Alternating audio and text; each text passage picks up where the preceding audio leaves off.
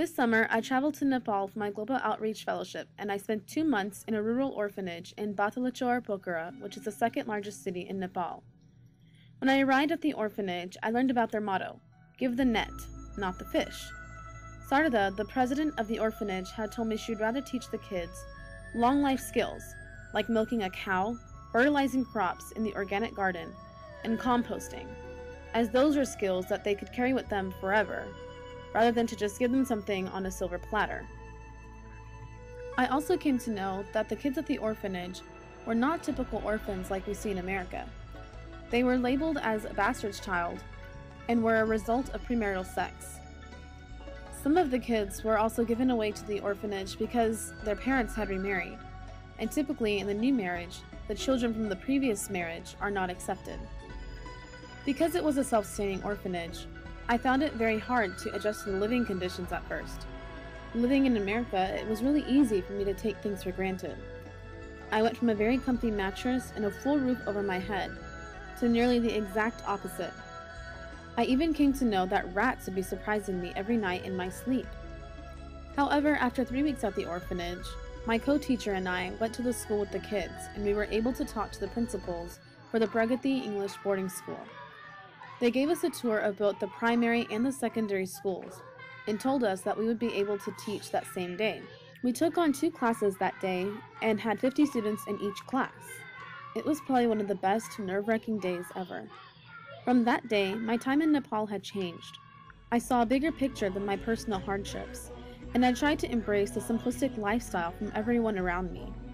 I enjoyed the orphanage more and connected with the kids every day. I helped them improve their English as they helped me to improve my Nepali. One of the older kids was struggling a lot in English, and at times, I felt like he was just going to give up. When it was time for their exams, I made sure to help him understand the different tenses involved in the English language. He was very grateful, and I felt proud each time he would start to understand something. Another child was so intrigued when I told him I was studying Spanish at my school that he suddenly became interested in learning some Spanish and asked me to teach him. He was having trouble understanding the language at first, but I was so happy when I saw his face light up as he turned to me and told me, "How are you?" in Spanish. It wasn't long until some of the other kids asked me to teach them some Spanish too. They were all very eager to learn and practice their pronunciation every day until it was nearly perfect. I attended their music class and was able to learn how to play the Nepali drum. I got to interact with them in their daily chores as well. One of the house moms who came to the orphanage 3 times a week brought her son Sahas, and I was shocked when I learned that he was more than 2 years of age and was still unable to walk. I tried my best to help him, and when it was time for me to leave, he was almost walking without holding on to the wall. I built great connections with the kids, and during my last few days, the older girls were getting really sad, and I remember one of the girls, Saraswati, telling me that she was going to miss me a lot because I was like her Didi, her older sister. I was really sad to leave, but I knew I was leaving with memories from the most sincere people I will have ever met.